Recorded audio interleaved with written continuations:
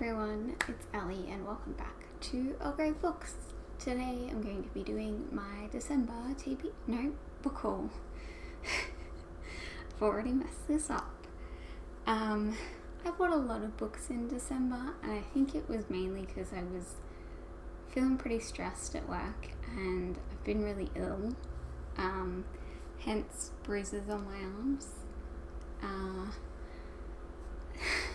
So yeah, when I get stressed at work, I buy books from work. So, because what I want to be doing is spending more time there. Anyway, I've made myself 3 piles. One is absurdly long, one's really embarrassingly short. The other is probably a little bit longer than it should be, but let's start. Embarrassingly short pile, you can probably guess, are the ones that I've read. There's 3 of them, apparently.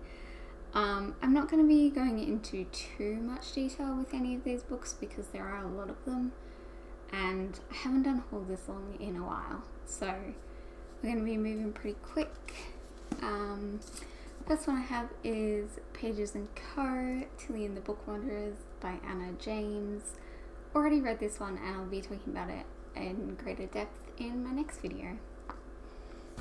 Then we have Tales from Inner City by Shaun Tan. This is a beautiful book. Shaun Tan is a Melbourne-based author and illustrator, and what he does in this one, let me find a good one. Somehow I always end up on this illustration, and I think it's because it's the middle of the book of a man hugging a sheep.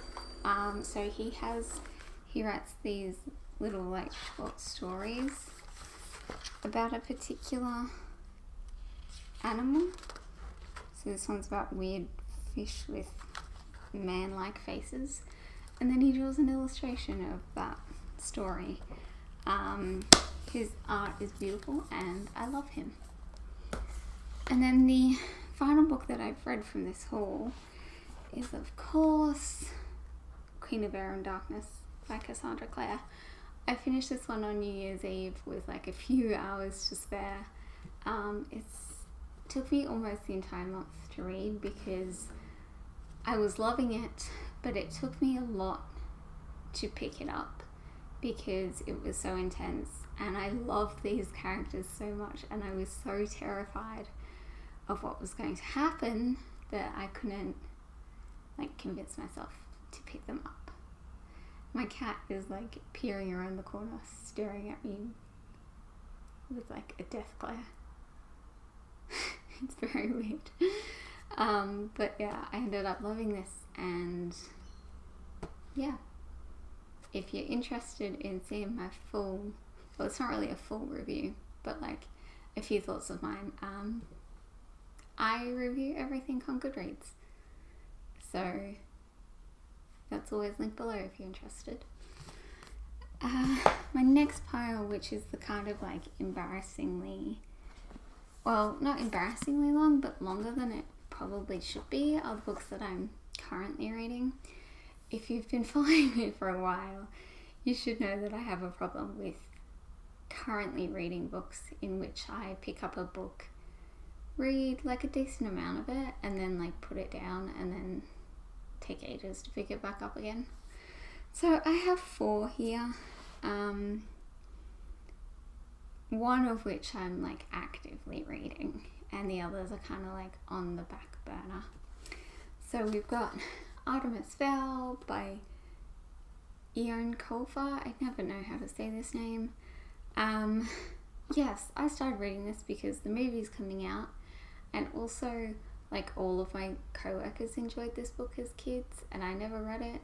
So I bought it and I'm 31 pages into it and I don't love it yet, but I'm gonna keep pushing forward.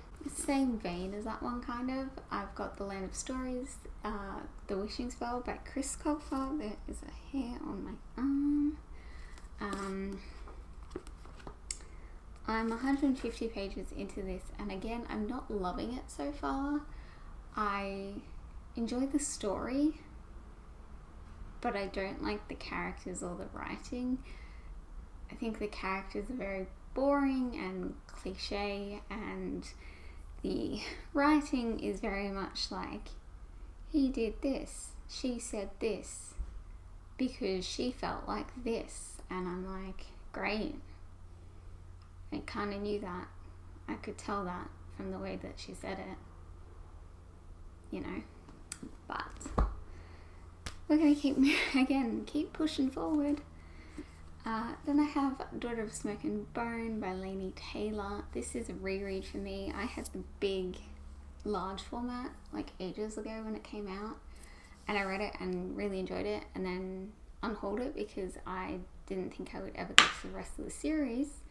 But lately I've been feeling like rereading this one, so I bought it, and I'm 92 pages into it, and I'm still really enjoying it.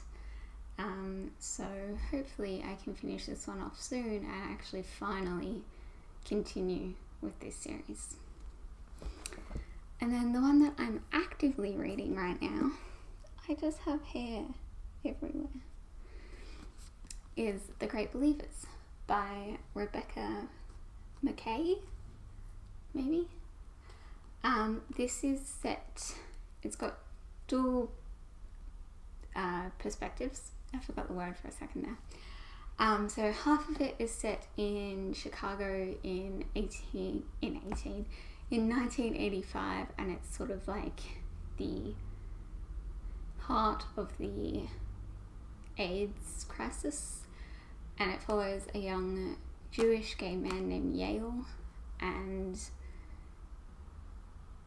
his life. And then it also takes place in 2015 Paris.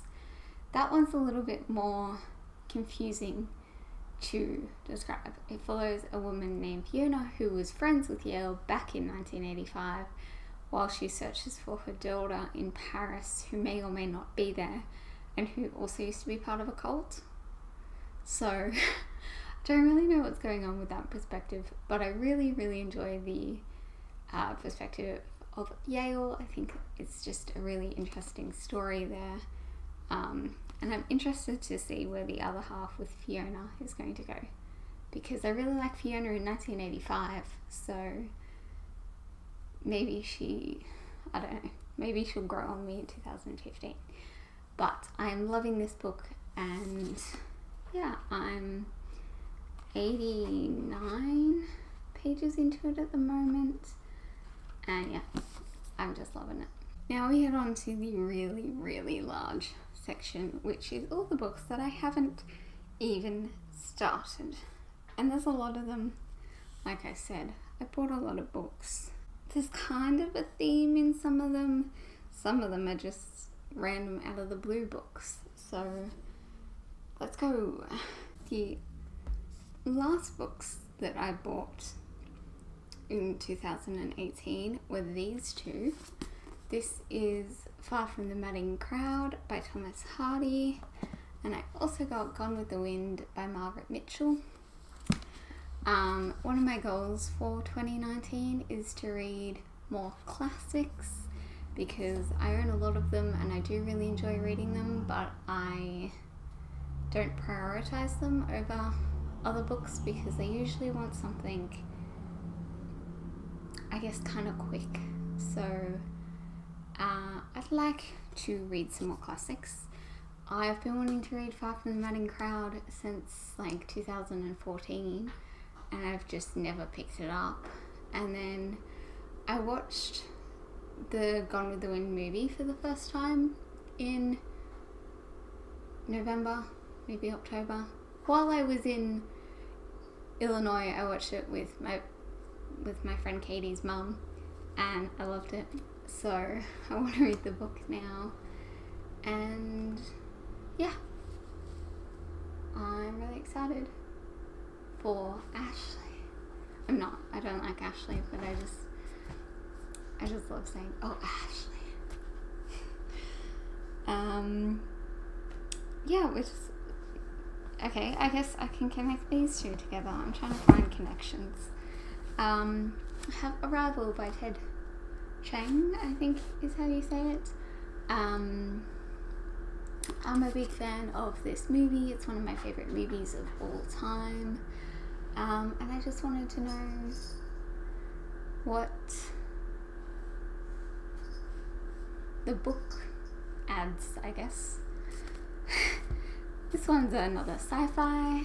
This is Gemini by Amy Kaufman and Jay Kristoff. Second book in the Illuminae Files trilogy. Haven't read this yet. This is probably going to be... I'm actually probably going to start this after I finish this video, even though I don't need to start another book. I just feel like because this one is told in such a exciting way that it'll be a relatively quick read, and I would like to finish this series. I'm so bad at finishing series, so maybe this one. I'm already mindful this video is super long, so I'm just going to go through a whole bunch of them real quick. So I've got Mary Queen of Scots by John Guy, movie cover, and this is non-fiction about Mary Queen of Scots and Elizabeth, so yes. I also have Washington Black by Essie Udgar. Nominated for the Man Booker. Sounds amazing. Gonna read it. Within These Walls by Robin Bhavati. This is a Holocaust story based on true events set in the Jewish ghettos in Warsaw. The last two that I technically bought for myself, I've got The Autistic Brain by Temple Grandin and Richard Panek. I love Temple Grandin, she's amazing. Again, watched a movie about her in Illinois with Katie and just adore her, so excited. And then I also got Sons of Cain, A History of Serial Killers from the Stone Age to the Present by Peter Vronsky. And then these ones